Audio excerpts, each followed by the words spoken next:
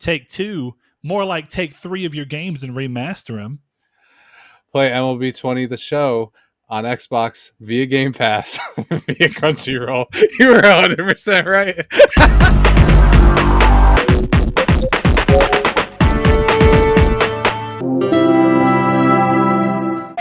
That's the opening. Chung. If you really want to redo it, we can redo it. No, I don't care. I like it. It's as confusing as the actual thing is. Yeah, of course. Oh, well, hello all, and welcome back to if you're watching on YouTube, a video version of Triangle Square to PlayStation Podcast. I'm your host, Brett Beck, and alongside me, look, see, now the camera's back on me, the pressure's on. A lot of pressure. You know what I mean? Now I feel like my second time. I feel like Piper's surrounded, but we'll deal with that later. Welcome back to the video version of the podcast. For the first time in video form, I am joined by Chris Figs. How you doing, Chris? I'm doing excellent. How are you? I'm doing well.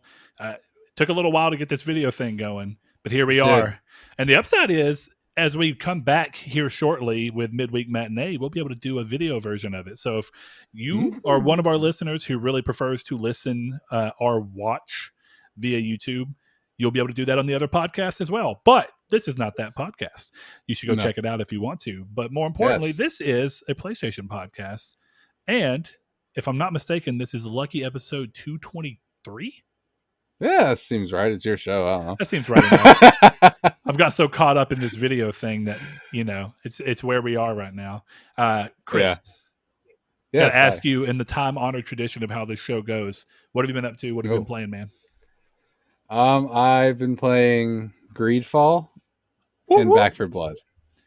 So the Back 4 Blood, the beta ends in what, like a day?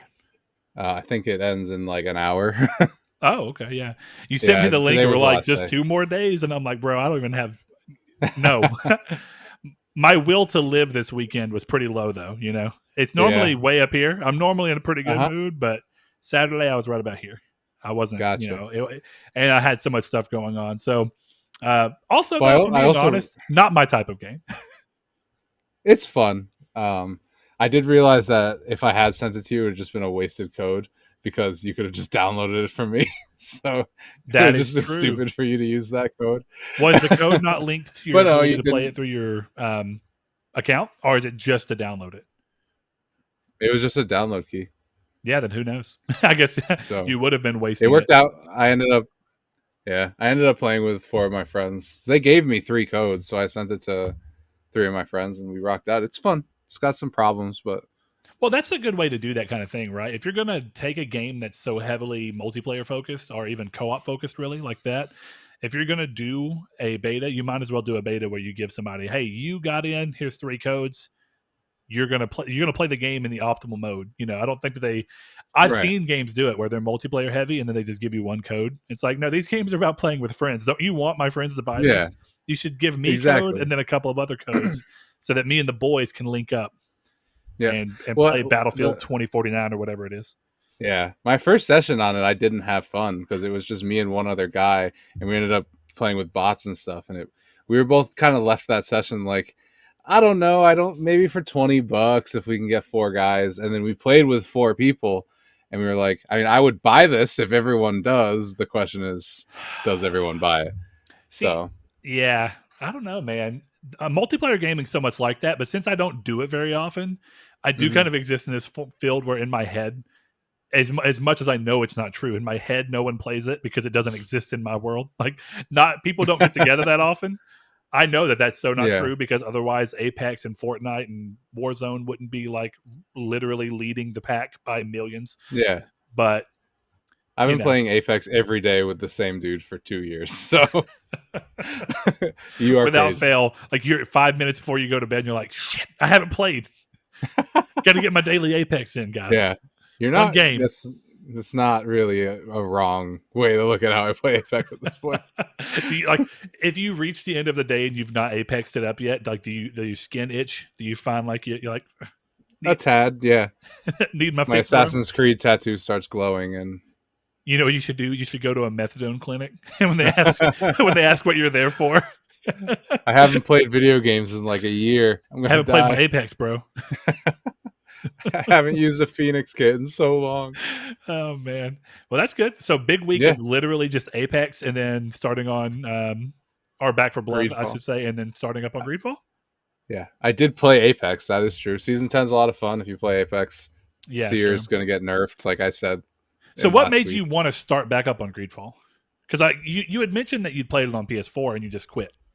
Mm-hmm. So what was it? Because you had hoped that the next gen version would come, or just it lost your Um, attention first time around? well, first time around, it lost my attention, and then this time I just have kept playing it. I don't really have another option. I just kind of got bored with I don't stuff. have an option. No, I mean, I don't have another reason. Sorry, Your but PS5's gun to your head. it's like Play play Greedfall. Greedfall, get that platinum. I don't And know. now we've reached the root cause. It's just the platinum of it all. You're not wrong. I've gotten a bunch of crappy platinums recently. I'm up to like 86, Mm. so I got one more since the last trove of garbage I've played. It's called Tokyo Jungle or Tokyo Run I was about is to say the one I Tokyo got. Jungle was a PS3 game, if I remember Yeah, right. no, it's called Tokyo Run, and I'm pretty sure it's the most racist video game I've ever played in my life. Okay. It's insane, but it's a quick platinum. Yeah, it's cool. Problematic platinums now. That's sick. This industry is really evolving. My hair is slowly turning blue. But yeah, Run is not good. You like collect stuff, and you can run into these sumo wrestlers that are running at you. And again, this is why I think it's racist, is because they say a bunch of words that sound Japanese, but I'm pretty sure are not. It sounded like what I would say if I was pretending to talk Japanese. Yeah. So not great. So is it like an endless runner? Yes, it's literally an endless runner because you cannot lose. I bumped into those guys like 100 times and just kept going. Oh It's like a man. six minutes or whatever. Endless runners are weird. I mean, if you can lose, I understand. Because like I had that little run where Temple Run was kind of fun. You know, it was like screw Yeah, around in a doctor's office or something, or you're at yeah, work and you pull out a quick, let me see how I can get up in Temple Run. But eventually they run out real quick, right? hmm I think the best ones I've kind of seen are ones where I guess they're not endless runners, but they're auto run platformers. Have you played yeah, any of those? yep. Like Bit Trip Runner. I haven't played Bit Trip, but yeah, I think I've seen it, and it definitely reminds me of that. The one that comes to mind actually is there are two different Rayman games that were in that Oh UB yeah. art style that they did, like Rayman Jungle Run or something like that. hmm Um, but that game was great, and I like the idea of like you're running and you can't control the run. Yeah, you can't stop. But I think you can like change your speed a little bit. You can jump when you want to. You can swipe things on the screen to create like bridges and stuff. I think it's pretty similar to how Mario ended up being when it came to phone. I Yeah, I didn't like play that it because game. I'm not a I big did. Mario person, but I know a It lot of was all people right. liked it. Yeah. Yeah, it was fine. That's probably the best one I've played of an endless runner. It's not a good thing necessarily, but Yeah, but I mean, if it's a simple gameplay, which I understand to a degree, right? Can you imagine actually trying to control a character with touchscreen buttons? I don't think it'd be very good for something as no. precise as a platformer. So instead, how you do it is you make the only precise things that you can do on a phone, which is choose exactly when to tap and when exactly to swipe something to create something else. Yeah. So to that degree, I understand the move, but it's not near as good. That's one of those things. I don't find that those ever quite give the thrill that you get from like a real platformer. Like, I told you earlier how I was, I did the base god. The whole thing is, I don't even know why I started doing it. I think I had a friend who wouldn't stop talking about Lil B, the base god. And the entire time I was getting the Crash Bandicoot 1, 2, and 3 platinums from the Insane trilogy, once I started getting to the hard part of the platinums where you have to get every level like without dying and collecting all the boxes and all that stuff and speed running, Yeah. whenever I would finally get the speed run, Thank you, Base God. I would always go, base god. And I'd look up and my wife was just sitting there beside me and she'd go, ugh. And I stopped for a few years just because I kind of forgot about it. But then something in my brain hit me up like a year ago and I started doing it again here and there. Yeah, So good times. I like that. I dig that. But yeah, Um, those types of games, like, legit platformers have a different thrill, which I guess that's what it is. yeah, It's a different thrill, but I just don't feel like auto runners can ever hit that height. no. I mean, I'm not a platformering guy. Yeah, I I don't noticed like know. you seem to like it when it's in a game as like an additive, but Yeah. you don't seem hot on it when it's the main purpose of the game. No, I don't get it. I don't like. For me, I just don't get why it's fun. But to each their own. Well, I guess it's like why is it fun to for the people who think like Dark Souls and all those games are just like, impossibly hard? Yeah. What's the fun in that? I guess everybody has their own weird version of fun. I You mean, know? what I can say is that beating Cleric Beast as my first Dark Souls type boss was like an orgasmic experience, and getting a good jump has never felt that good. I Well, think that's like the difference for me, anyway. That's the one Well, I I can think what imagine. it means is that you've yet to play a platformer or gotten far enough in where the challenging levels start. And that's kind of the problem with most platformers is that they have to start easy to ease you in. Yeah. They don't have to, but most of the time they Well, do, right? I think But I a good got like example of a game that's pretty much like that's a platformer that's pretty much immediately hard or challenging, I should say, um, is Super Meat Boy. Super Meat Boy is excellent because it's see, just a hard game. It's super demanding, and it makes every single time that you pull it off, it's that same feeling of beating your first yeah. or beating any Well, boss in a Souls game. you know what's funny is I don't like platformers, but I've beaten Super Meat Boy. That game is so good, dude. It's awesome. Yeah, it's very good, and it's actually part of why I think you might also like Celeste. I don't know if you've played that one or even heard of it. I started it. I didn't like it. There's Super Meat Boy is just so quick, and the levels are so small that I don't even. I hesitate. It is a platformer, but I would almost call it a puzzle game more than anything else, because I don't really think like you have to be good at the platforming, but I think it's more knowing the level, which I guess I could be talking out of my ass because I think that's all platformers to a degree, right? yeah, Like okay, then yeah, I'm some talking of out the of my most ass. challenging Crash Bandicoot levels are just knowing when the level is going to do what. So it's very Yeah, hard to beat them on your first time. I think it's like slippery. It's not. What is it called? It might be slippery slope. I don't think so. I can't remember the exact name, but there's a level in Crash Bandicoot 1, which is a pretty hard game to be fair. yeah, Toward the very end, when you're climbing Cortex's castle, and the whole level takes place where like the castle, you're seeing like the side of the castle walls, and you're scaling it, and there's a bunch of different things that are rising and falling, going up and down, birds you can bounce on that go up and down on their own, as well as stairs that collapse to a slope. So if you're on them at the wrong time and it collapses, you're going to slide all the way down and fall. okay, Um, that level is all about like figuring out the exact order and timing of which to do things while also having the finesse to pull off what you got to do. So a good platformer, I do think does that. But I that's think fair. that's and I'm going to talk out of my ass for a second because it's been so long since I've beaten a Mario game. I think Mario 64 is like the last one that I played to completion, and I didn't care for it the whole time through. I was just kind of like, I see what it's doing, but it's not rewarding enough for me. Yeah, And I find that to be the reason I don't tend to like Mario is I don't think it's challenging enough. But no, I agree with that yeah, completely. which is kind of the weird balance with platformer games because there's plenty that I just lose interest in because I'm like too easy. Crash 4 was an interesting thing because it's easy to begin with, but pretty quick that game can get tough. Yeah, I So got decently far into Crash 4. yeah, I Crash 4 just was really good.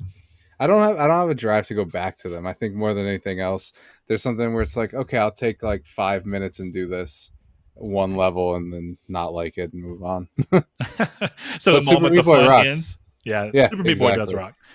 Yeah, that's cool. So no Final Fantasy 14. I've played a little bit. I have not played much of it though. No, So what's happening? Are you becoming disenchanted with the game? no. I'm having more fun with Greedfall and like Judgment than I was with Final Fantasy, which isn't a. I'm not gonna drop it. I still play a little bit every day, but it's just a couple levels here and there. Okay. I'm just trying to grind it out. Well, I have not become disenchanted with it yet, but here's the problem. Yeah, I played the game up until Tuesday, yeah, and I got the vaccine Tuesday, the single oh shot yeah, one, and I felt fine the majority of the day. But then around 8:30, I'd been on Final Fantasy for maybe 30 minutes. I started hmm doing like a dungeon or whatever you call it, the instances that you can join other players yeah, in, and I started feeling terrible. So I was like, "Oh, I'm gonna beat this, and then I'm gonna lay down." I haven't been on since Tuesday because I just don't care. It's what I said last week, where the game has yet to make me fall in love with it, but it's yet to make me yeah, hate it. So it's like it was easy for me to keep going. But what ended up happening is I was talking to Saul about some other MMOs, and I've talked to one of my other buddies as well, John. about MMOs that he enjoyed, and a lot of the ones he enjoyed, I'm like, yeah, I played that and I didn't care for that, and I've played for a decent amount of time, and I think I've just learned what I like in an MMO, and Not Final this. Fantasy's not necessarily doing it. Final Fantasy 14 is very World of Warcraft like, which is fine. I mean, World of Warcraft is obviously a huge game, Yeah. but their way of progression, I think, is one of these things where definitely a Realm Reborn. I'm finding that right now. I'm not going to say the game sucks, but right now I'm at this point where the game's not good enough either. And Okay. if the game is almost everybody's like, well, you need to get to end game content, and I'm like, if the game is only good after I'm supposed to have sunk 100+ hours into the game, that's not good game design. You know what I mean? Yeah. And I can see that. someone was like, well, you can buy a skip potion. I'm like, that's fair. If all I wanted to do is that. But then he started telling me what it was. He's like, it's not about the story. It's about playing with other people. And I was like, I'm not that worried about that. Yeah. I'd rather have a good story and that. Like, I think the two can coexist. Plenty of games have done that, Yeah. that are MMOs. But other things like drive between levels, I find to be very off in that game. Like, I don't feel a lot of pull to do anything because there's no real interesting thing that I'm unlocking. Yeah. So basically, long story short, I've ended up playing RuneScape all week, like heavily, because I was talking to Saul and I was talking to him about a game called Silk Road Online that I used to play. Yeah. And one of the things I liked about that game is its way of constantly engaging the player. Is very different. The game's very much about killing monsters, and it's a little fetch questy too, which is a huge problem in Final Fantasy 14. Mm-hmm. But there's a lot of challenges. The game's pretty hard. You're going to die often, and when you do die, you lose percentage of your level, so you lose experience until you get down back to the start of the level you're on. So if you're level 34 trying to get to level 35 and you start dying a bunch right toward the end, you'll go all the way back to the start of 34 if you're not careful, and it makes it to where you have to work toward and grind. Plus there's like a back end job system that exists at once you get to level 20, I think you can start, of a thief, a hunter, and a trader, and that's a triangle. So the basic idea of the game is you choose which faction you want to go with and which job you want to do at the time. If you're a trader, you buy basically a big stock mule of whatever sort. You load its packs up with like exotic fabrics and stuff from one city, and then you hire a hunter. A hunter, basically the trader's job is to get to the other city, sell the stuff because it's foreign there, and you get a lot of money for it. The trader pays a hunter to protect them, and that's where they get money out of this deal. And then thieves are trying to kill the hunter to get to the trader to steal the stuff the trader has, and it creates this crazy fun job system that's like self-rewarding. I've referenced it before, and that I think that kind of system in No Man's Sky would be really cool. Mm-hmm. But yeah, I just started noticing like little things about RuneScape and Silk Road that I really like that most MMOs that are very successful don't do. And I'm like, I just don't like the typical MMO. That's what I'm learning about myself. Yeah. So I'm not That's done fair. with 14 necessarily, but my drive to go back to it is being heavily outweighed by my drive to keep playing RuneScape. I've been questing all week because that's what makes RuneScape fun to me. Every quest has got interesting things that you have to do. Let me tell you a quick story. There's a quest in the game Regale called me, brother. the Heroes Quest. Okay. And my favorite way to play RuneScape is to play without guides because this game's been out for so long. There's quest guides that tell you exactly what you got to do. But my favorite thing is just go start a quest, hear what they want you to do, and then just think of the solutions. And if you really can't find it and I'm getting frustrated, sometimes I'll either take a break or I'll just try and get a quick hint from a guide and then turn it back off and keep going the rest of the way through. Mm-hmm. The hero's quest, to get in, you've got to bring them 3 incredibly hard to find items. Basically, you got to bring them a Master's Thief armband. You have to bring them a feather of a flame bird, and you have to bring them a cooked lava eel. And each of those things are not normal items that you can get in the normal aspects of the game. So you can go to this island called Intrana, and you can't go with any of your weapons because it's a monk island. And when you try and go, they won't let you. So eventually, you get over there and you can kill the firebird, but when you go to pick up its feather, you can't because it burns you. So you have to think through what's in the game. There's a place called Ice Mountain in the game, Mm-hmm. and if you go deep into it and go through the entire thing, you can kill the Ice Queen. And if you kill the Ice Queen, she drops ice gloves, and you can wield the ice gloves, go back, kill the firebird, pick up the feather. I love Okay. stuff like that. That's cool No, that's mechanical awesome. thought process. And then the lava eel, you have to go talk. You know, you can ask for tips and stuff. They'll be like, talk to someone who's a great fisherman. And there's a great fisherman in this one town that you can go talk to, and he tells you, oh yeah, to do that you have to make your line of your um, rod basically lava proof. He's like, here's I have an oil that if you add these two ingredients to, you can put on your rod and you'll be able to fish in the lava. Well, then you got to find where the lava eels are, and you got to find the ingredients, put them all together, and then go fish for the lava eel. And it's all stuff like that. And then the last one, which is the Master's Thief armband, you go and talk Mhm. to somebody that you talked to in a previous quest, and they say, you'd be like, how do you get one? And they're like, well, you can earn the rank. And then they'll tell you something you can go steal, which is a pirate's candlestick from an island. You can go Gotcha. there, you find out it's really hard to find. So you have to talk to people, find that there's a hidden door, go out, work with other players to get them to go around the other side from a different gang and distract the guy so that you can shoot him through the wall. They pick up a candlestick for them and you, and then come back out and trade you, and you get a candlestick and go turn it in. I love that use of getting players to play with each other without it just being combat focused. And yeah, it's a game that you can play 100% by yourself and have a great time, or you can play with somebody else and have a great time. And I don't find Final Fantasy to be that compelling if you're playing by yourself. Yeah, I tend to play Final Fantasy, which is why I don't know that I'll ever like truly finish it. Is I tend to play it as just like, okay, I will have an hour or two to just go around and click. And honestly, like I tend to play it like while I'm doing writing or whatever. So like I'll have my two screens open. I'll be clicking at Final Fantasy, think of something to write, and then just go and I'll spend 10 minutes doing that while my character just idles, gets killed by a spider. You know, like I'm not like necessarily the most engaged in it. It's just something I like hanging out, and I have a buddy who plays it, so we'll be chatting throughout the whole thing. So it's like a social experiment with a lot of clicking. You know, Well, it's I'll not tell you. experiment's not the right word, but Yeah, I got a social experience. interaction. Yeah, experience. Yeah, I don't know that you'll ever have the will or the thought, but have you ever played RuneScape ever? You even know what it is? I actually just installed it and tried to launch it, and it was very loud, so I had to turn it off. So are you doing RuneScape or old school RuneScape?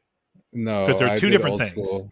Yeah. I did old school RuneScape because the new RuneScape or whatever that was on Steam like kind of just looked like garbage. So I The was old like, one I does don't want too, to but play it's a this. charm. You know, it's like a charming Yeah. style. The Well, new yeah, one, that yeah, the it's new like one does look, retro. Then yeah, yeah. yeah, where Well, the new one is ugly. if you want any help, you more than welcome to it, and I'll help you out. I think it's so fun because like the way that the game goes. So one of the things that I think is so great about it versus Final Fantasy is clear goals towards something. So when you first start, you have level 1 attack, level 1 strength, level 1 defense, and each of those three things has different things that you can get by reaching certain level thresholds. So Hmm. when you get to level 5 attack, you can start wielding. Yeah, when you're level 1, you can only wield bronze or iron or weapons. And then if you get to level 5, you can start wielding steel weapons. And if you get to level 10, you can wield black weapons, and so on and so forth until you get to the max. And that's each stat. You could be a pure, which also has its own advantages to where you can go on and say, I'm only going to ever level my strength stat and let my defense and my attack stay 1 so that my combat level looks low, but when I go out, I can actually do higher damage than Oh, my combat level would do, so that the wilderness area where you PK with players is beneficial to you. lost Brett. Little things like that make it really fun.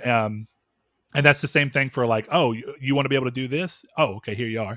It's different. I don't know. I really love it. Okay, well, technical difficulties abound. I have no clue what we were talking about. So at this point, play You were talking RuneScape, and about if you need quests help, or let me know. something. Yeah, you were talking about Yeah, it's cool. quests. Don't worry about it. Basically, look, the hot take of the episode is this: old school RuneScape is better than Final Fantasy 14 online. Someone's gonna like hear that and blow Okay. up. Yeah, that sounds like some I crazy said what stuff I you just said. said, but hey, why are you booing me? I'm right. I get it.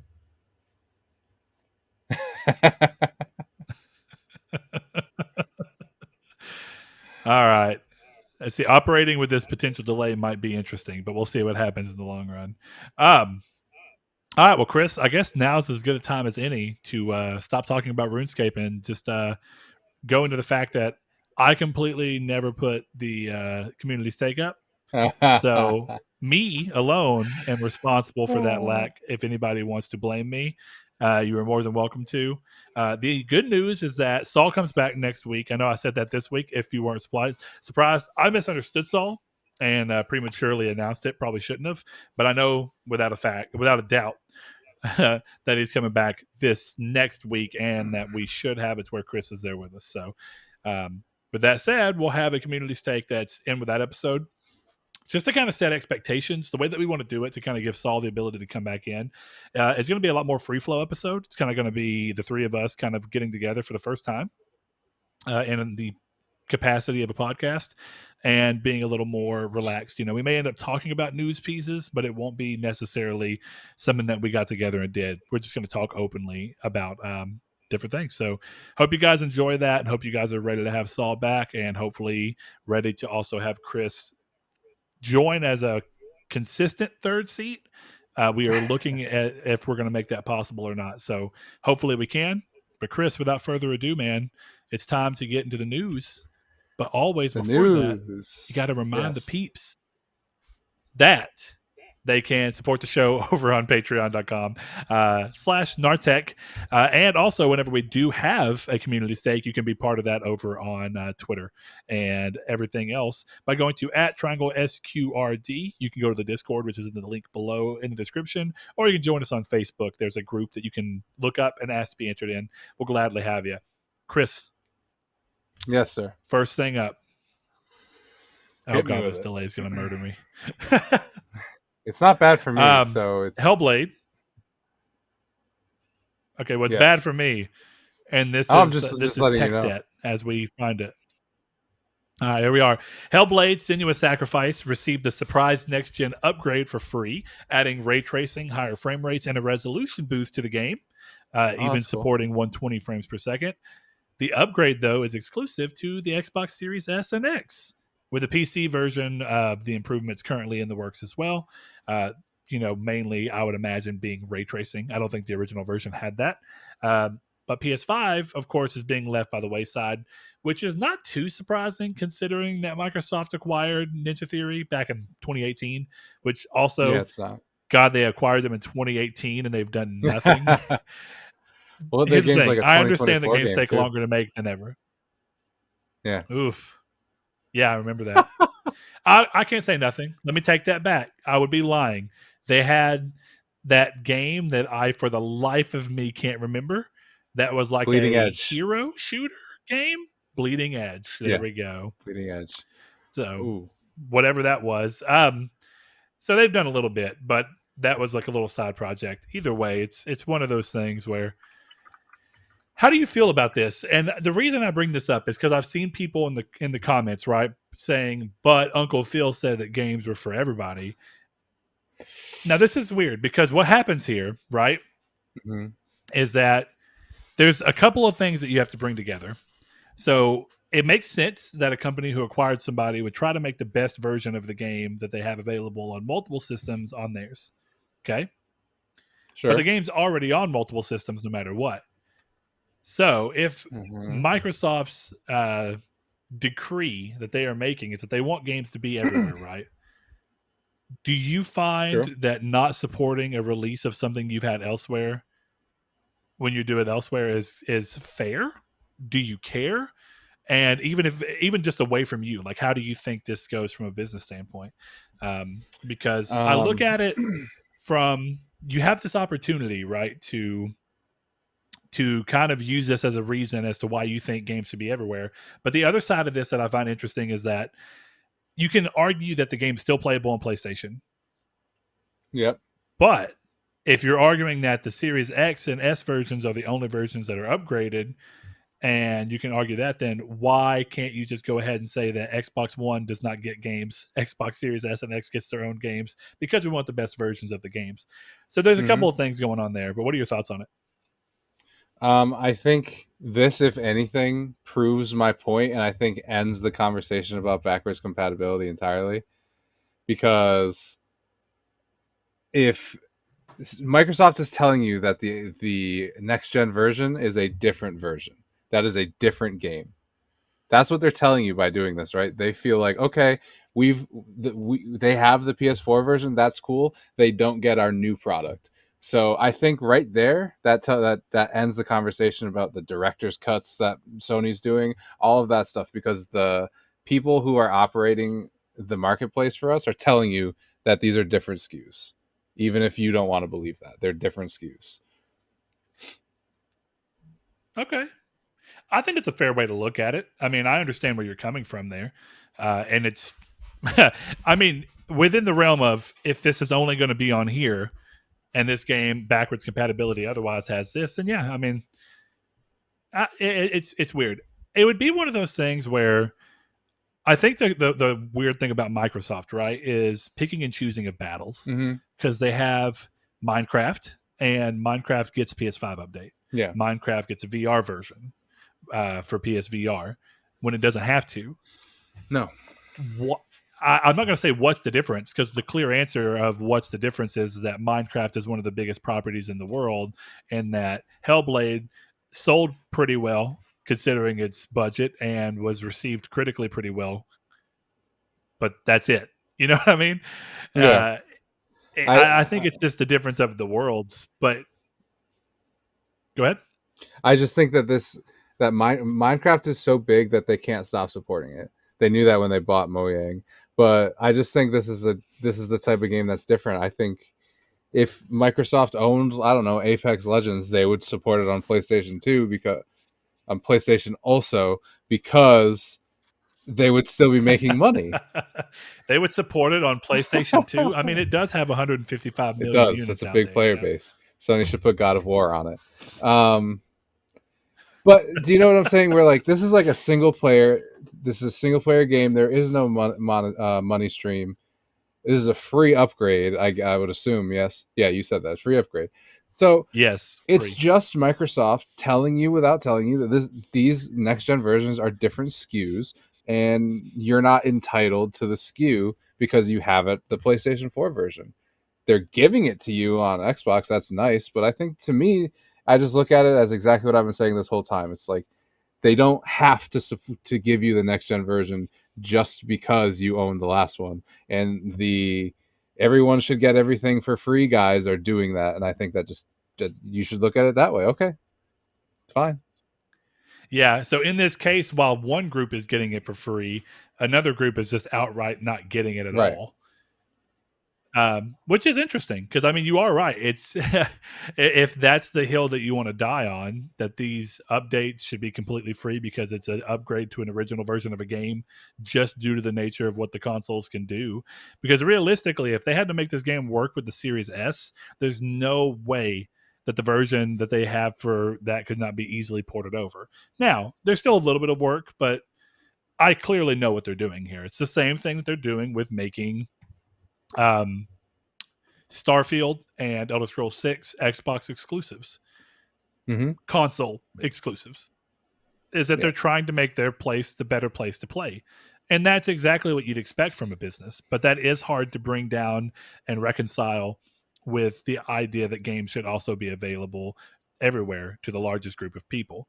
But that's because you can always say, right, every step of the way it can be, well, Nintendo is blocking Game Pass on their system. Sony's blocking Game Pass on their system. And these games would play on there if they let them have Game Pass.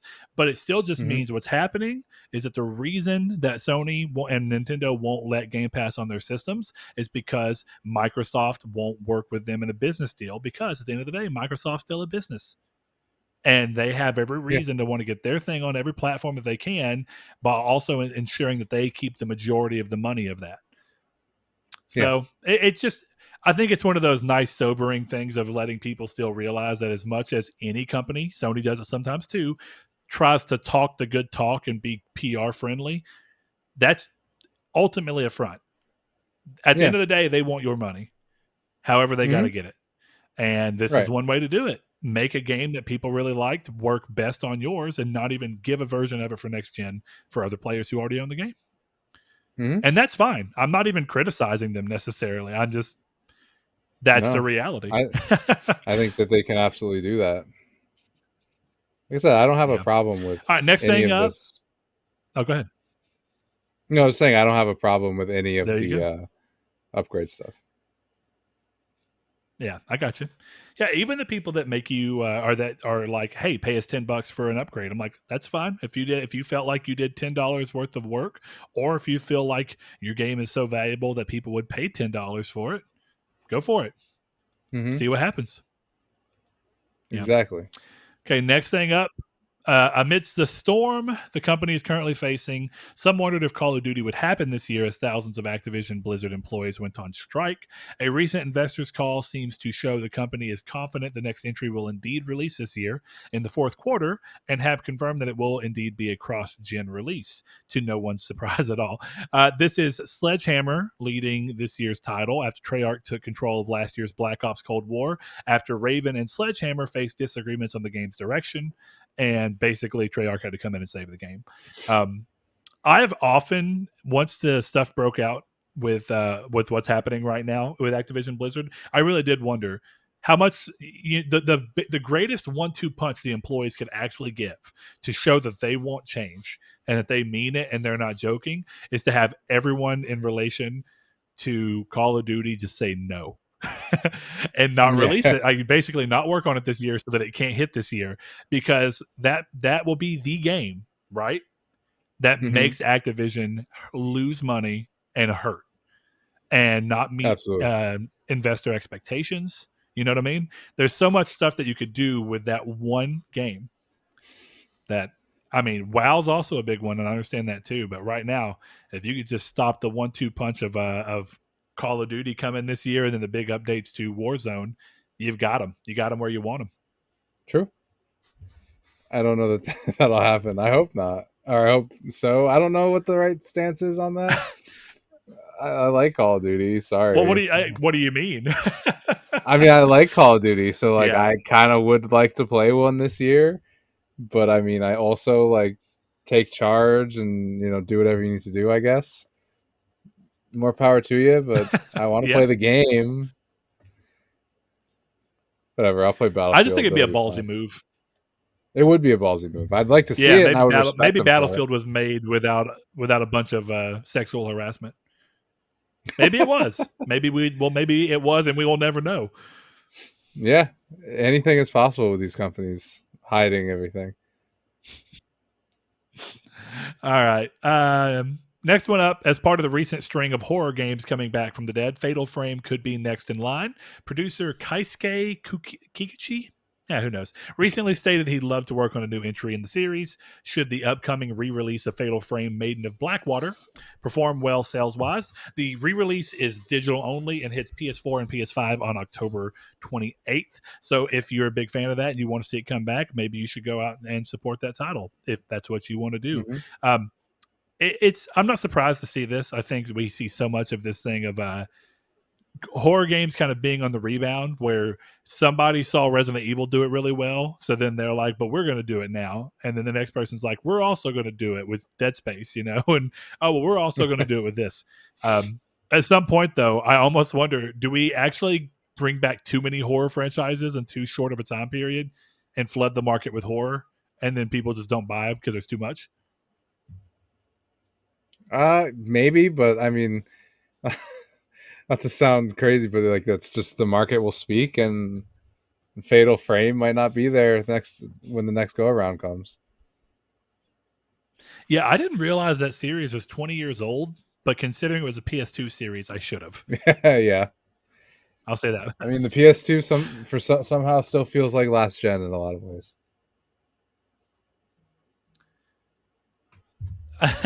I don't know about that one, but okay. In the Okay, let's vacuum of see. time. Next thing up, in the vacuum of time, yeah, sure. Deathloop has gone gold, meaning that any further delays are unlikely, though, as we all know, Cyberpunk showed us that anything is possible with enough determination and bullheadedness and people getting in way of what should have happened. Anyway, no further delays are likely ahead of its September 14th release. That game looks great. I'm really excited for it. Chris, I saw you mention it in a list in the Facebook earlier. So are you Mhm. like kind of really hyped on it the more you see? Deathloop, yeah, it's one of those things where like I have it, and I'm now that it's getting closer, I'm kind of getting more excited for it. It looks really fun, and I'm a big fan of the like the repeating the day concept of it. So I hope it's good. I'm really looking forward to the potential of it. Yeah, there's a couple of things coming out with that, which kind of happens in all industries to a degree. Like it's not quite the whole day, but what's that game that's coming on Xbox first? I think called like 12 minutes or whatever Oh it yeah, is, 12 minutes. where it's like, yeah, is that what it's called? Yes, yeah, the It's one with something like very close to Elijah that, if not Wood that. and Yeah. Daisy Ridley. Yes. Yeah. Yes. So that's going on too. But I'm trying to think, is there another game of any kind of notoriety that has hmm used the concept of repeating a day? I'm pretty sure there's a massive PS5 exclusive that is the exact same concept as Deathloop. Well, I understand that, but it's not really. That one's weird because it's not really that. I guess it is and it isn't repeating the It's the day. same. Yeah. I mean, I mean, yeah, I think it's the way it's yes, framed is a lot different. You know what I mean? sure, but that's at a certain point that's a very semantic argument on it. Not that you're wrong. It's not repeating the day. I Yeah. Well, guess I guess I would say depending how right. long I think Celine the difference lives. between the two.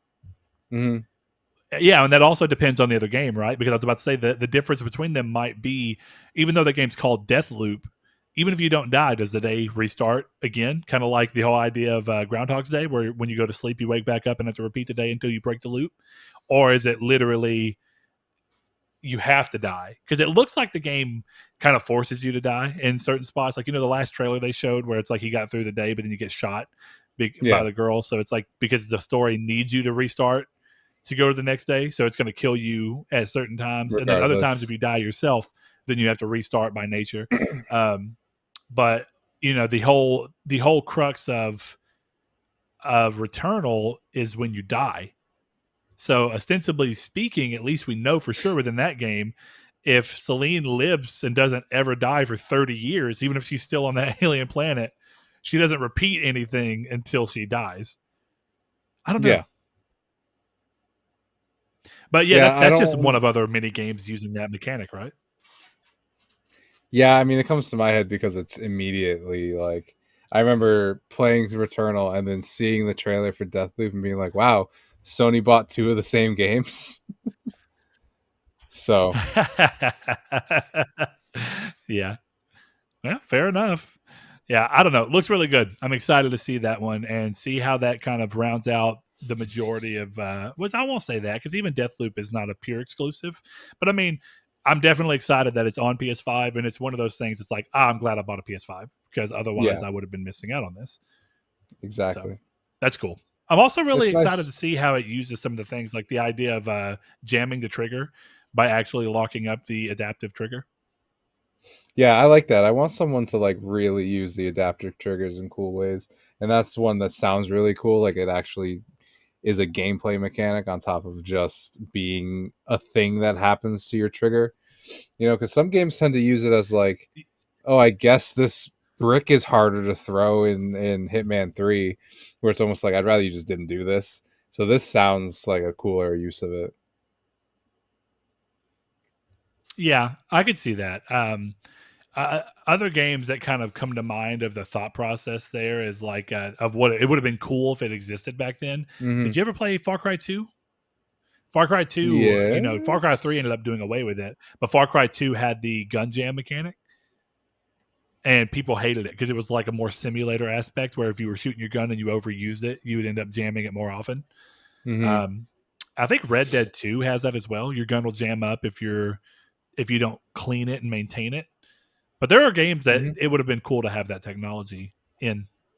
So Yeah, I agree.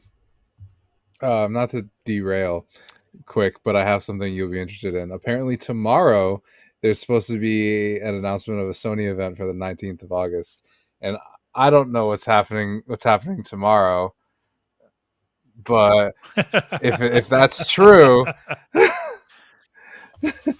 and it's in relation, then maybe we won't be abandoned by Sony at this yeah, event, right? they'll stop blue boxing us. They're giving me blue boxes. Oh man. Well, we'll see how that ends We up will. playing out. We will see how that ends up playing out. Okay, next thing up, Take Two, the company who owns publishers Rockstar and 2K Games. So a lot of the publishing business has announced that it has 3 more quote new iterations of previously released titles end quote. It intends to release before March of next year. That's basically a fancy way of saying like ports or remasters. So Mm-hmm. I'm sure there's a handful of games that people would really love to see get a fresh coat of paint. They've done it with a couple of things, like they did it with Mafia. Mafia 1 got a full Yeah. remake, Mafia 2 got the remaster, and then Mafia 3 got the definitive edition version or whatever.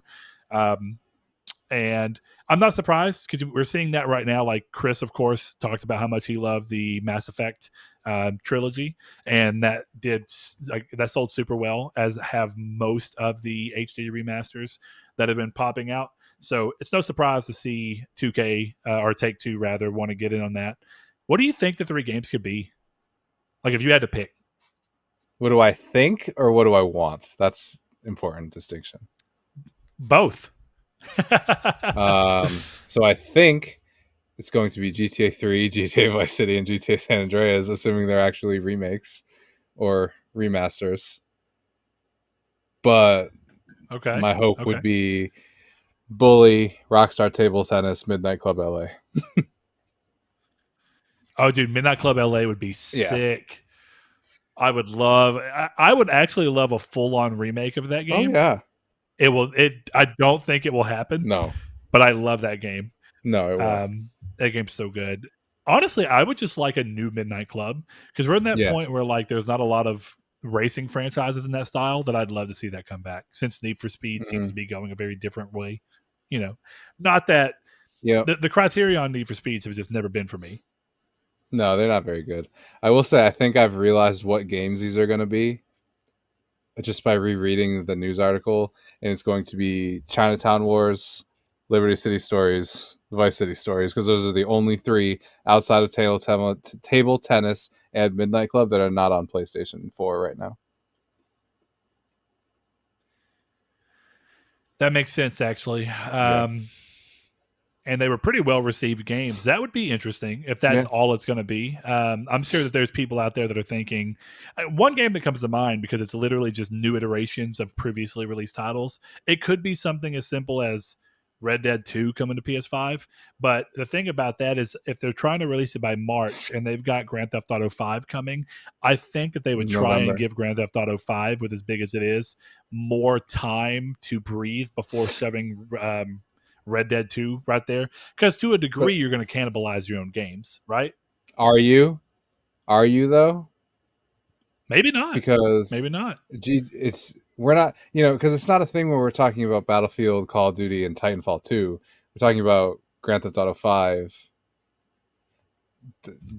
They could release Grand Theft Auto 6 and Grand Theft Auto 5 in the same week, and it would probably wouldn't cannibalize each other because GTA 5 is the GTO hub right now, you know. Um, Sure. but I don't know. I think just reading the way this is, it just sounds to me like they're bringing more of their games in, and the only ones I can think of is Red Dead would make sense, a PS5 edition. Well, in Grand Theft Auto 4, people have been wanting a Grand Theft Auto 4 remaster for God Yeah, knows how long, as well as a Red Dead 1 remaster for God knows how that's long. true. Now, the hard part about Red Dead 1, if I remember, I think, is that there's some lost files for Yeah, that that's what I've game. heard. I, yeah, so because of the way they chose to develop it, so that could be a hot commodity. You know what I mean? And since it had multiplayer, but I would imagine if they remade that, they probably wouldn't even bother with the multiplayer because they want more people going towards Grand Theft Auto Online or Red Dead Online. So Mm-hmm. I think a strictly story based remake of or remaster, if they can do that, of Red Dead 1 would probably be a hot item. Oh yeah, I would buy that day one. All right, I have a question for you about this. This is a little tangential, but we'll see. If Rockstar announced GTA 6 was an online only game, but that they were also making full remasters of 3 Vice City and San Andreas that were one package. Would you be okay with that? I mean, I'd be okay with anything. Fair, But the reason I say I'd be okay with anything is I don't really care about Grand Theft Auto anymore. fair, okay. Like it's been so long since I have that it genuinely does not move the needle for me at all. I Okay. will give them the Excuse me. fact that Grand Theft Auto 6, should they sow it, um, and show it the right way, it might move the needle for me, but I doubt it'd move the needle for me by being an online only game. I'm pretty sure the only chance that Grand Theft Auto 6 would have at roping me in would be just showing a very excellent story. And Hmm. I don't even know that Grand Theft Auto 5 doesn't have an excellent story. I just don't care to find out It's a great if story. that's the best way I can kind of word it.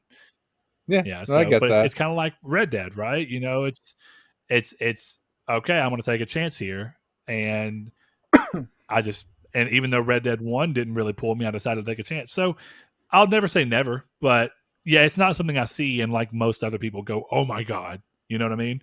Like I really Yeah. liked Red Dead 2, and if they showed Red Dead 3 right now, I still wouldn't be like, "Oh my god." Well, I That's the best I could say. I'm disappointed to hear you like that game. So, What's next?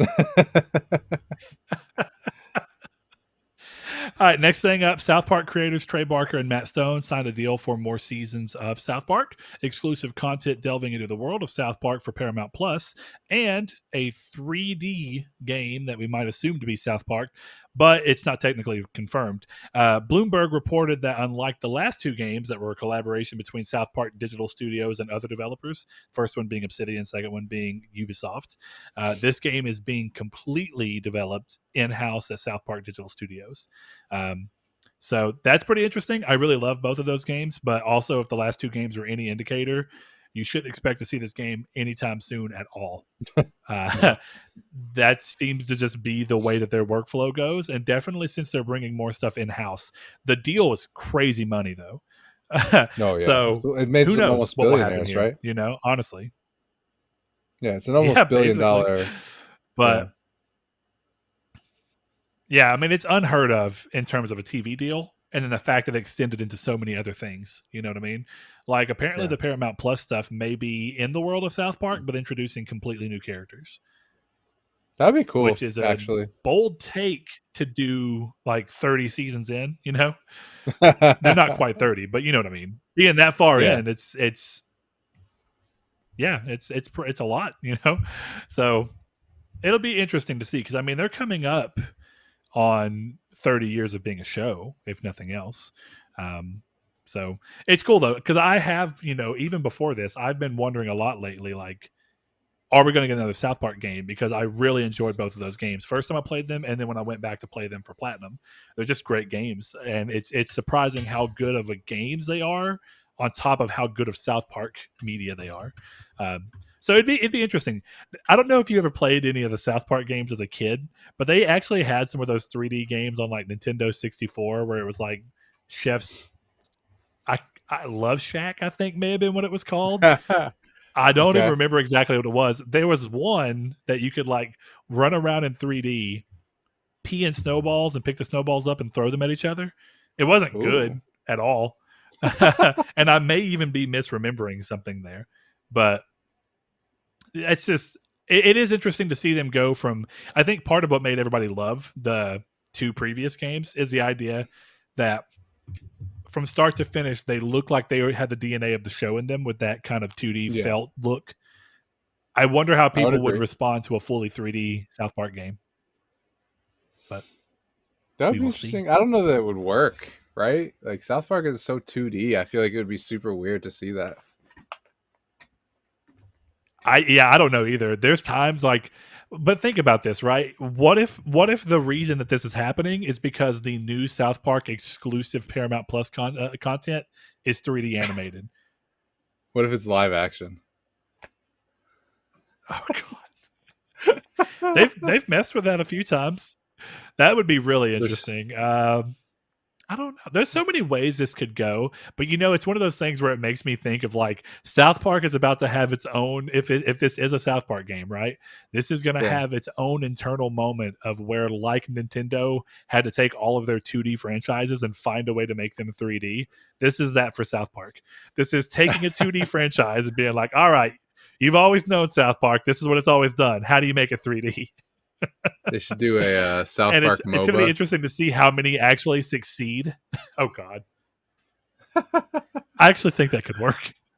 It would absolutely work. Are you kidding? Like Man Bear Pig. You'd have Al Gore, Oh yeah, dude. and like Al Gore's special power you is could he's have just you could have Satan. yeah. Al Gore makes global warming Could you have happen on the Saddam map. Hussein? I I don't know mean, if they'd like that you one. definitely could have him. Will they? Is another question. If they're not, hey, if they're publishing it themselves, which I don't know that they are, but if they are, then they're the only people. All they have to deal with is the Yeah, it's ESRB. himself. It's true. You could even have crossovers. You could get the puppets from Team America World Police in. You could have a beer spitball mini game. Dude, basketball. Yeah, Excuse me. basketball. My bad. and then an orgasmo. That would be fun if there was an orgasmo tie-in. Oh yeah. I've actually and maybe they are and I've missed it completely. I always wish that in the previous two games you could have found the Orgasmo Raider. Like it would have been perfect if they would have had an Orgasmo reference in the Fractured But Whole because it's a superhero. So if they could have had it to Yeah. where you could find the Orgasmo Raider arm ray and then shoot people with it and have them like that would be great. That'd be so good. Yeah, I'd be into it. Okay, next thing up. This is cool, and I think more games should do this. Been a little surprised that more games haven't done this because this Hmm. started, as far as I can tell, back in PS3 era. But Ghost of Tsushima's multiplayer mode Legends is getting a standalone release on September 3rd and brings a new Rivals mode to the game along with it. A host of new updates to the Legend mode is hitting at the same time, so players who wish to only play that part of the game on either PS4 or PS5 can buy Legends for $19.99. So if you want to be the guy who loves multiplayer but doesn't want to be weighed down with the cost of a single player campaign, bam, bam, here you are. Um, I remember that one game that did this, even though I think it ended up being free to play at the time. I don't think you had to buy it, was Killzone 3. And my thing has always been I think games should do this anyway, right? After either a certain amount of time or just in general. What's the best way to get people to play who wouldn't normally play a game? Like, oh, well, the multiplayer looks cool, but I don't want to pay $70 for a story I don't care about. Okay, just buy the multiplayer for $20. Free baby. Yeah, I mean, I've Free? always said, yeah, I mean, yeah, but I've always thought that like something like Apex should do like people are calling for Titanfall 3, be like, okay, here's Titanfall 3 single player. It's 19.99. You launch it through Apex Legends. Like that, like That would actually be in the smart. reverse. Like, why wouldn't you do that stuff? So I hope they figure this all out. And it basically happens with Apex's mechanics in a Hmm. single player story, and it's just a little thing. That would actually be smart. That would Yeah, be really smart. like Bangalore is an It's IMC. interesting to me. She's an IMC soldier, so it could be very easy to make a Titanfall game with her. You keep the universe there, but it's like, oh, she can, I don't know, she steals a pilot's helmet, so she calls a Titan. There's a lot of ways they could go about doing it that I think would be fun and kind of satiate those people who are begging for Titanfall 3. Yeah, sure. Basically, even if it's something short, like a 5-hour Yeah. campaign, that'd be kind of cool. Yeah. What I think is interesting here is I haven't played Legends at all, so I don't really know how it's set up to be monetized. But it's one of those things where you'd almost imagine that this would actually release as a standalone free to play multiplayer to where when they get it in there, people can just buy stuff and microtransaction their way to a successful game. Because people seem to really like the Legends mode. And if you take away the barrier of entry, Sure. but make sure there's something that's microtransactionable, then you come in with a way of doing that. But I kind of think it's bold to be like, yeah, we believe in this so much that you're going to pay $20 for it. It's just which one would actually do better, which one would be more fiscally, you know, reactive. Well, I think the thing for Ghost is I don't think there's enough content in there to be a free to play game, but like a $19 like play for 5-10 hours with your friends, I think it's perfect. But I think as a free to play game, it flops because you're not paying for microtransactions when you're done after 10 hours. But I think a lot of people are willing to pay $10, or I'm sorry, willing to pay $20 for 10 hours of content.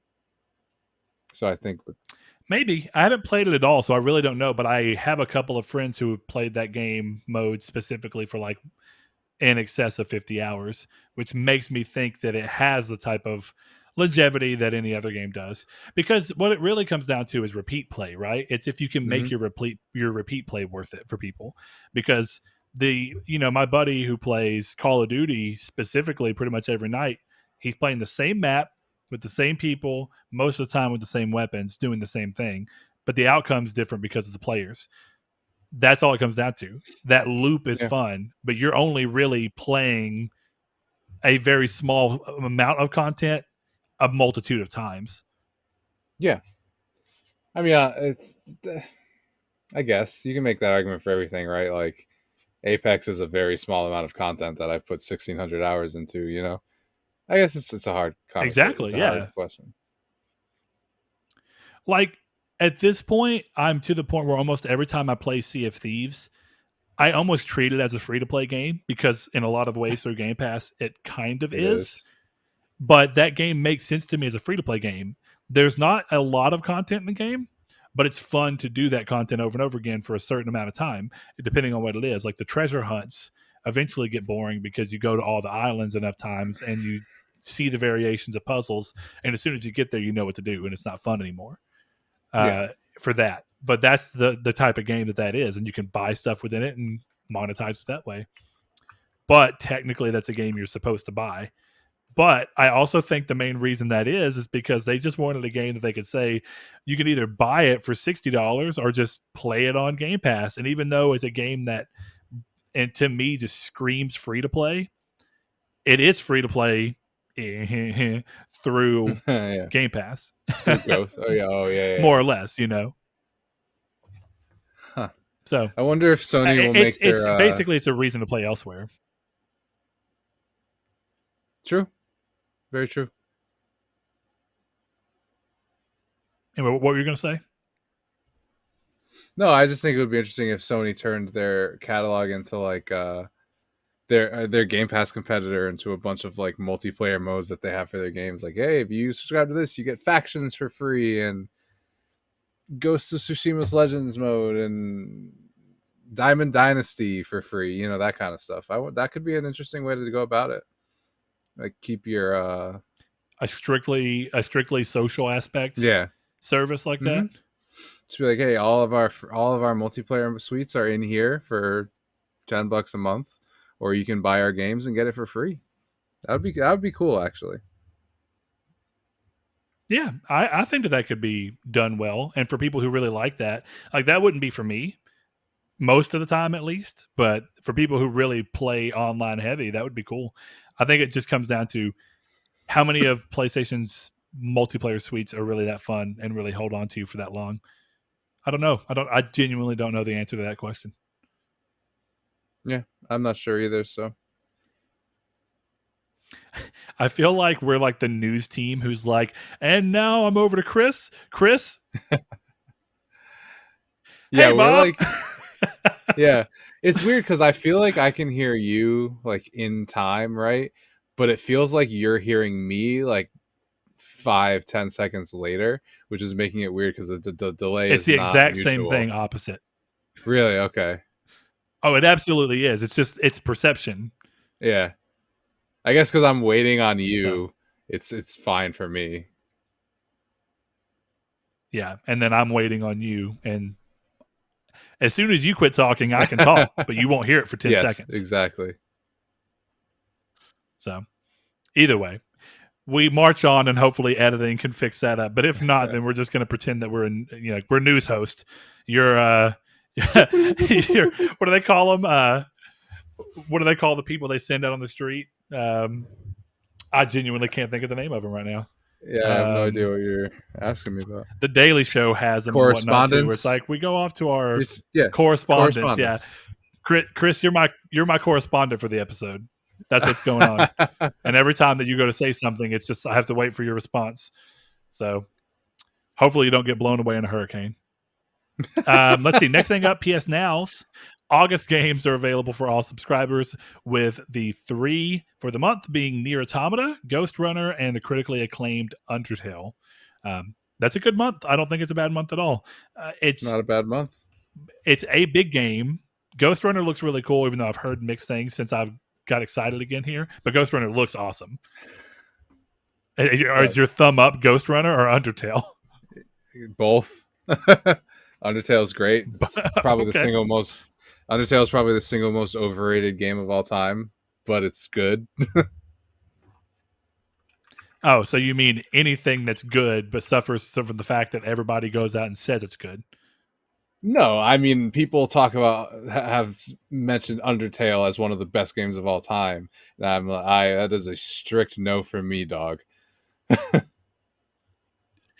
Yeah, I'm right there with you, Randy Jackson, because that's how people talk about Breath of the Wild, and that's a strict no from me, dog. You're wrong. That's okay, because I know someone heard you say that Undertale, and they're like, no. I don't think there's a good So argument for we exist on Undertale. both sides. Sure, I don't we think do. there's a good argument for Breath of the Wild. I think there's this. You know what? We're not going to argue about this, but there's a significantly better argument for Breath of the Wild than there is for. Oh, I didn't have to kill Sure. everyone. Oh, shut up. You didn't have to kill everybody in Dishonored either, but you did it because you wanted to see the blood and guts everywhere. Yep, exactly. Don't play And with that's me. the reality of the modern gamer. All right, let's see. We got 2 more things here. Sony's acquisition of anime streaming house Crunchyroll, which they're combining with Funimation, which they also own, of course, has now been completed after an antitrust review in March delayed the purchase sum. This finalization comes at a really interesting time. This wasn't even anything other than an ad showing up for me at the right time at the right place. I was literally on Twitter earlier and saw an ad for Crunchyroll before they even announced that the deal went through. And it said, you get 3 months of Game Pass with Crunchyroll. And I thought, didn't Sony buy Crunchyroll? That's really odd. Went and looked, and it was like, oh, it might be delayed. I said, oh, okay. 3 hours later, Crunchyroll purchase has gone through. I said, oh, so it's just as weird as I initially thought.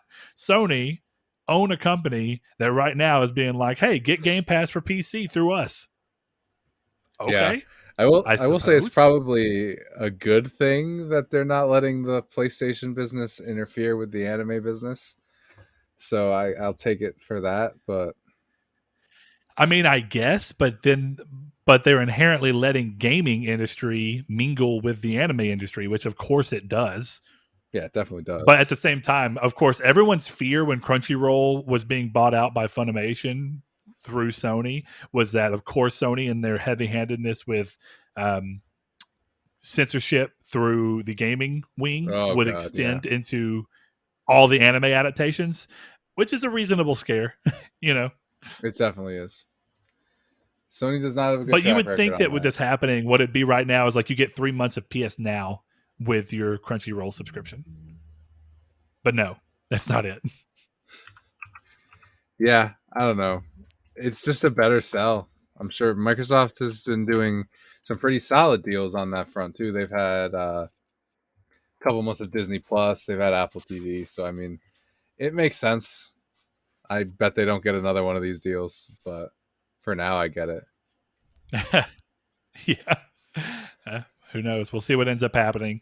Last thing on the list, though, on a pretty uneventful week for the most part, unless you can think of something that I completely missed. But Sony have announced that since its launch last November, PS5 has gone on to sell 10 million units as of June 30th. 2021. We also got an update on PS4 numbers, with the system continuing to inch closer to the PS2's 155 million at 116.5 million units shipped so far. I really do wonder if they're going to be able to hit that 155 or not. We'll definitely see. If they keep doing cross-gen games, they very well could. But in the same quarterly conference call, Sony talked about MLB and Ratchet exceeding expectations and how acquiring Nix's software will allow them to, quote, offer technological support to all of its studios in a horizontal manner, end quote, which seems to confirm that they're obviously looking at bringing games to PC more often. and likely quicker Mm-hmm. than they were in the past. So, Chris, Yes, let's break sir. that down line by line. How do you feel about Bring it. PlayStation 5 hitting 10 million? Do you feel like that's a surprise at all? Because you shouldn't. No, it's not a surprise. It's only a surprise that they couldn't figure out how to sell more. Well, I think that that surprise has been somewhat fixed because Sony also announced that they were able to secure their chips to make sure that they can hit their expectations of PS5 for this coming fiscal Yeah, year. which was what, 14 million, if I'm not mistaken. I think that sounds right. Yeah, So the fact that they hit 10 million before a year even happened is amazing. You know what I mean? yeah. I mean, So, it's I mean, I say amazing, amazing. It's not but surprising. People want them. yeah, Yeah. it's $1,000 on eBay So still. Like, PS4 then, we've yeah, often talked about our thoughts on cross-gen games and how we don't really love them. But the one benefit that they do have is that they give PS4 a chance to drive up and hit PS2 numbers. Do you think within the next? I don't know. The interesting thing about PS2 is that it continued to sell so well into the PS3. Do you think PS4 will actually hit the numbers or just fall no, short? it'll never come close. It's still like what, 32 million. It's not happening. Yeah. No, it's not You don't think it happening. could within the next 5 years? No, no, because if they sell 32 million more PlayStations, somebody screwed up with the PS5. Well, see, that's my weird thing too. I've always thought that, but Sony wants to repeat that PS2 success of PS2 basically going on to be great throughout the PS3 lifespan. But inherently, the reason that happened is because PS3 wasn't doing too hot. And people weren't ready to hop onto Microsoft 360 just yet. Like plenty Mm, did, but plenty didn't. They just stuck with the PS2. Plus the fact the PS2 was a DVD player at a time when they really weren't better. People don't really use systems in that same capacity anymore. I mean, yeah, it's a 4K Blu-ray player, but most people don't care about that. Um, mm, but I agree. It does feel like if you sold 32 million PS4s, is that not 32 million PS5s you could have sold? And exactly. which one's Yeah. really more valuable to them? I mean, this is the Yeah. thing with the cross-gen games. It's like they're obviously the cross-gen games, or I'm sorry, obviously the PS5 should be the priority. So I don't understand why they're handicapping it by putting these games on old systems. They're not. Why are you buying a PS5? And we had a whole community take on that. And the reason people are buying a PS5 is because of the load times. And if that's how you're selling your console, and then you sell 32 million more, and then in 2023, Gran Turismo 7 is coming out on it. What are you talking about? You know? It's weird because I can see how us at the forefront of buying them and thinking of a new product that the new product should be your biggest concern. But I think what the actual 1-2 punch of marketing and something like this, when you have so many and you want the people on PS4 with the massive install base to still keep buying stuff so that your revenue doesn't go down. I think the real secret sauce here is to have PR and moves that make it look like the PS5 is the most important thing and give that illusion no matter what, and then still find ways to make the PS4 have proposition of value so that people want to keep buying it, like the patient gamers, and you get those people who just waited and waited and waited and they enjoy the PS4 and can still continue getting a few new games while also having the PS5 be there and be like, but this is also what you're really here for. And you serve the best of both worlds, but the reality is the PS5 pool is so much smaller than the PS4 pool because PS4 has been out for so long that you really want to service that part of your business, but you want to do so without looking like you're doing it by sacrificing the PS5 because then it makes the people, the smaller, arguably, pool of PS5 users be like, why aren't we getting the priority treatment? Yeah, I don't know. You're not wrong. I It's a just think, PR puzzle.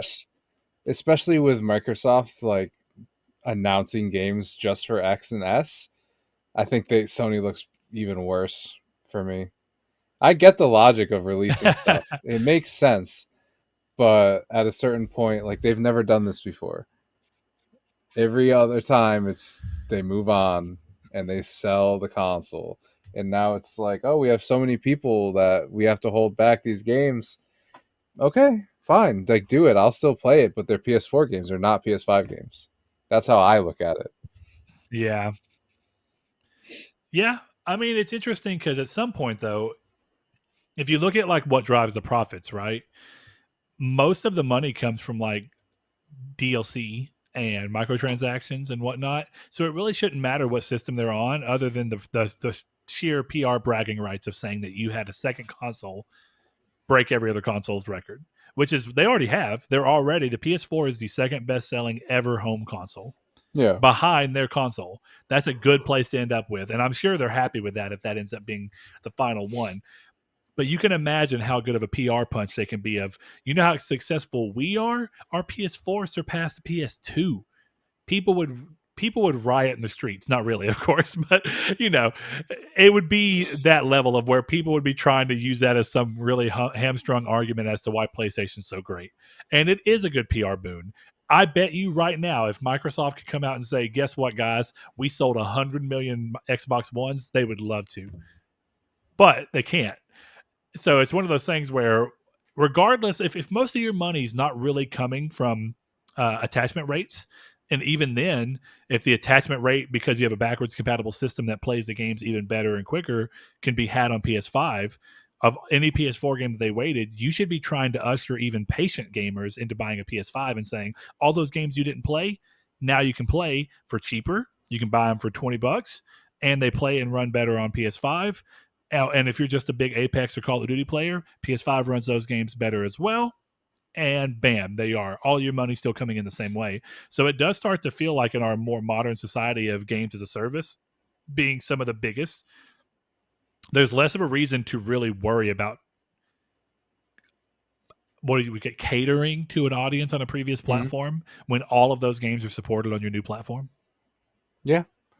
I don't know. I get it. I get the business reality of it. It's just always gonna seem weird to me. Well, what I'm arguing here is I don't.